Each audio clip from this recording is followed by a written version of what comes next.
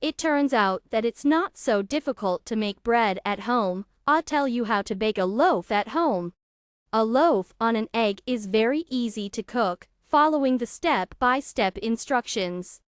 A homemade loaf on a homemade egg looks yellowish, tastes much better than the purchased one, and the smell is simply amazing. In water warmer than room temperature, we dissolve fresh yeast, salt, sugar.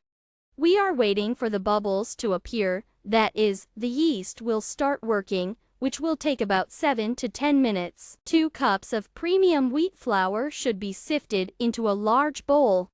Add the egg slightly beaten with a fork and the melted butter to the flour. Mix with a spoon. Pour the working yeast into the water and mix with a spoon. Sift the remaining flour on the table and lay out the dough.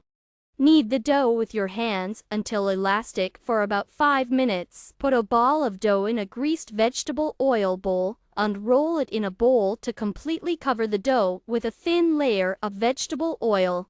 We leave the dough in the heat, covered with a film, for an hour. The dough came up 2 times and it needs to be kneaded a little on the table to form an oblong loaf.